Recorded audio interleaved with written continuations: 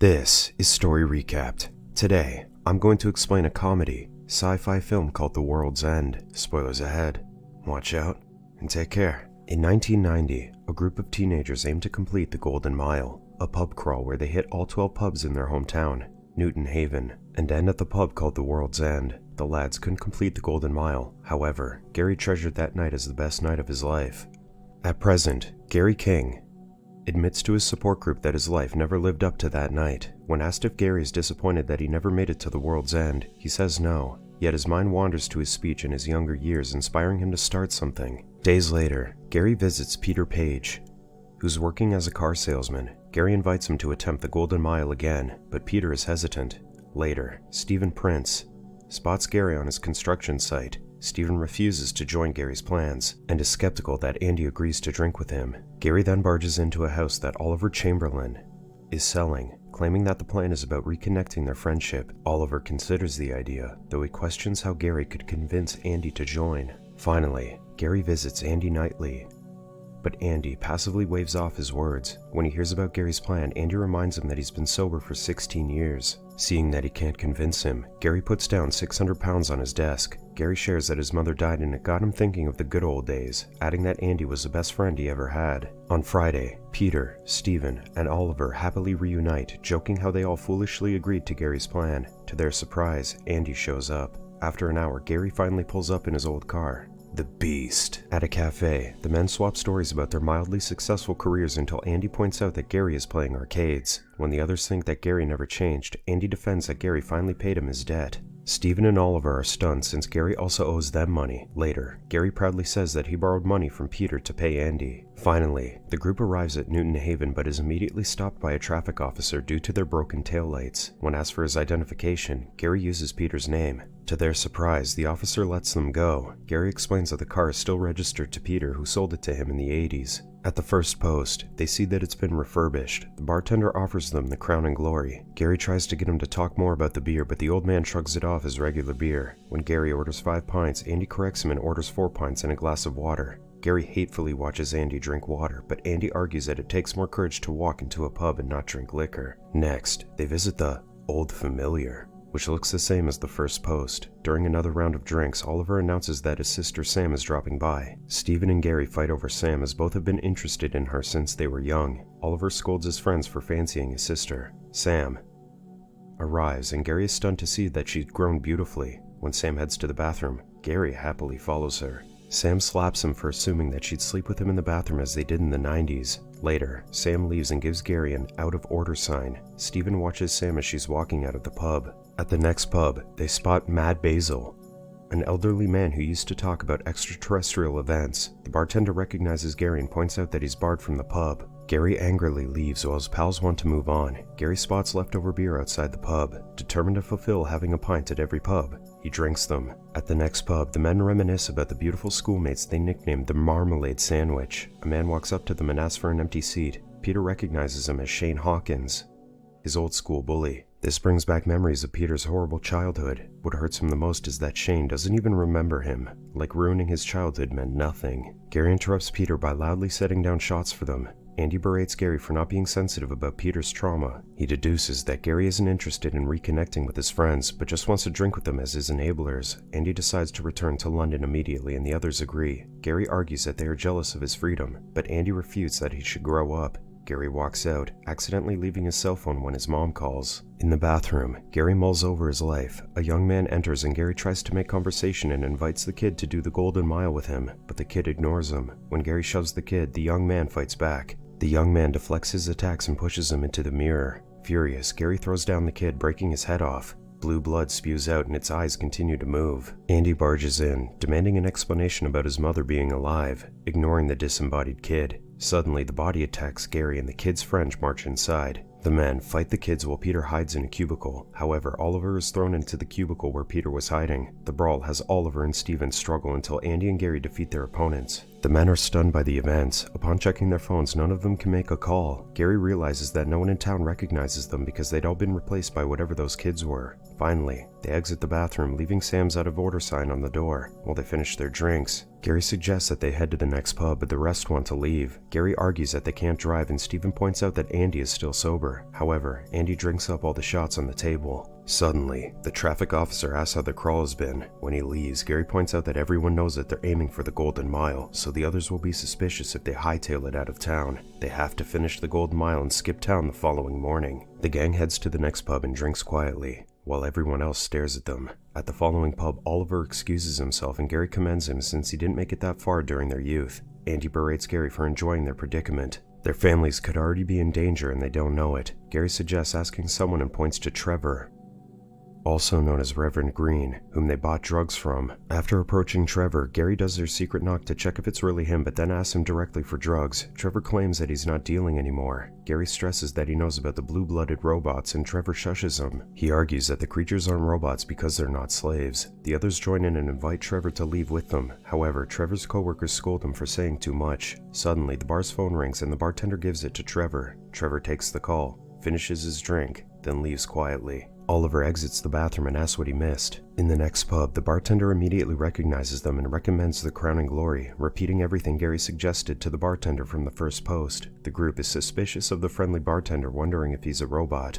Confused between the robots and the residents, they discuss how to name the others to differentiate them. Suddenly, they spot Sam walking into the pub. Steven goes to her, but Gary stops him and meets with Sam instead. Gary asks how her night is, and Sam admits it's weird how the town is the same, but different.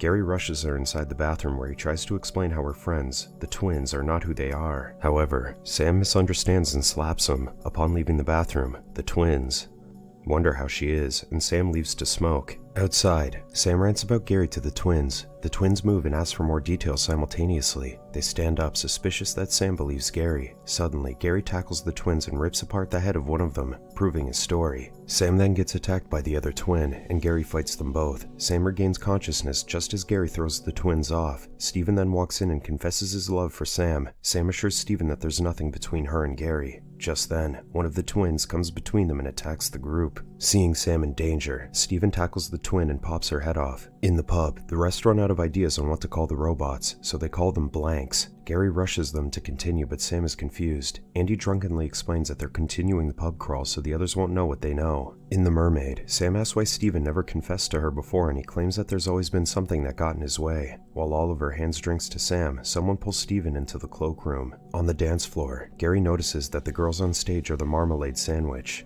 Still in their youthful form, the ladies entrance Gary, Andy, and Peter while Oliver watches with a smile. In the cloakroom, Basil claims that the blanks arrived on the night they first tried the Golden Mile and replaced the people who had influence over the town. The replacements were friendlier than the real humans because the blanks wanted the humans to like them to influence them. Whoever resists gets replaced. The blanks take their DNA to recreate them and even make them young, just as they did with the Marmalade Sandwich. When Steven asks what happens to those who get replaced, Basil insists that he doesn't ask. On the dance floor, Oliver points out that Sam's childhood crush, Adrian Keene, is also there. Upon seeing him, Sam runs and bumps into Steven. After convincing the others to leave, they meet Oliver in the alley. Sam reveals that the real Adrian Keene died 8 years ago. Steven stresses that the blanks know precisely how to get them. According to Basil, Oliver argues that Basil is crazy and insists that Gary's plan is still the best that they've got. At the Beehive, their drinks are already laid out, with Guy Shepherd, Gary's favorite teacher, waiting for them. Guy insists that the blanks are there to help them join the community in the universe. Spotting something peculiar, Andy smacks Oliver over the head, revealing that he's a blank. Guy triggers the fire alarm and all the blanks' heads emit blue lights. They threaten to use force if the humans don't join them willingly. In response, Andy headbutts Guy.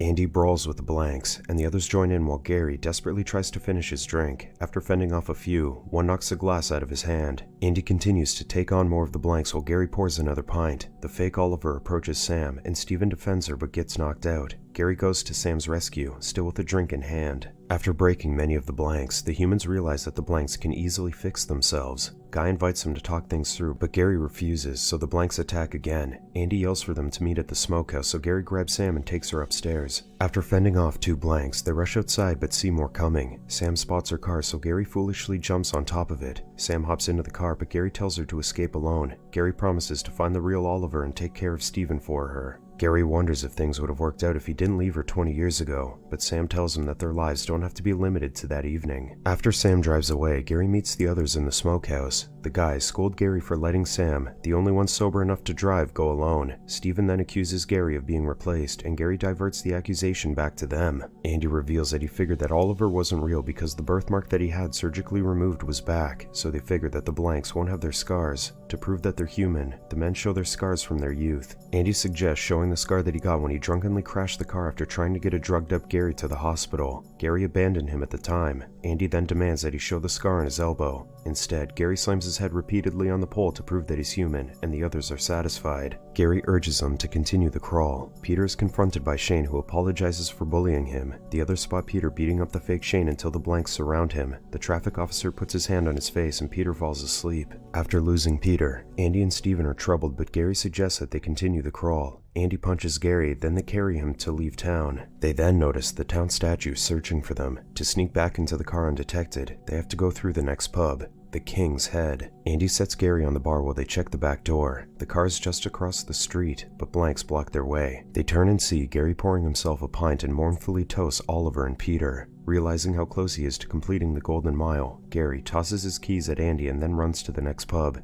Andy gives Steven the keys before chasing after Gary. Andy and the blanks chase after Gary. In the hole in the wall, Andy gets into the pub and fights the blanks while Gary enjoys a pint. Steven drives the car into the wall and hurries them to get back in. Gary, however, jumps out the window to reach the last pub. The car gets surrounded, so Steven urges Andy to go without him. Andy chases after Gary to the World's End. He defeats the marmalade sandwich along the way. Gary reaches the World's End where a pint is waiting for him. He grabs the drink, but Andy knocks it out of his hand. Andy throws him down and chastises Gary for disappointing him. Gary argues that Andy doesn't understand because his life is perfect. Andy confesses that his wife left him and took the kids. Gary argues that the Golden Mile is all he's got. Gary fights to pour himself another glass, but Andy shoves him. Finally, Andy sees Gary's patient tag and bandaged wrists. Discovering how troubled he is, mournfully, Gary admits that he sought help, but it made him more miserable. His life never got better after that night in the 90s, and he's just trying to relive it. Gary grabs a glass, but no beer pours out of the tap. And suddenly, the bar is lowered into an underground chamber where the blanks await them. A disembodied alien called the Network offers Gary to enable their full potential. Using their fake friends, they explain that they replaced key humans to peacefully integrate their ideologies to prepare them for joining the intergalactic community. Above them, the young version of their gang is presented. Gary's young self offers to take on the life for him so that he can live as the boy that he was. Gary smiles,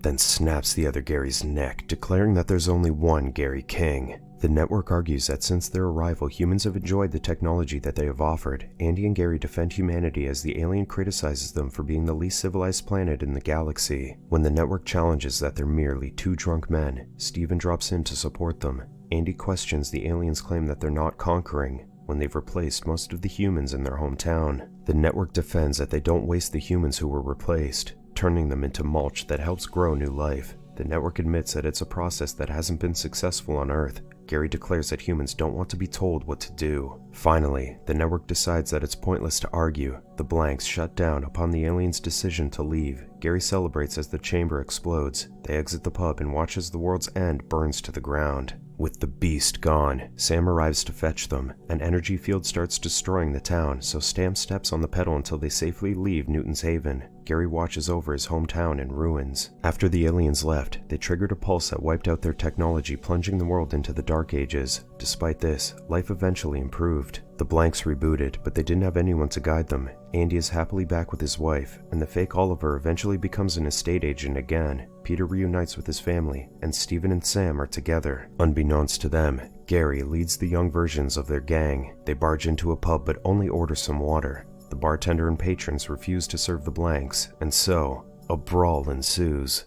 This is all for Story Recapped for today. Subscribe to watch more videos like this. Tell us in the comments if you want us to recap your favorite movie. Watch other of our videos showing on the screen and leave a like because it helps the channel. And I would see you in the next video. Goodbye.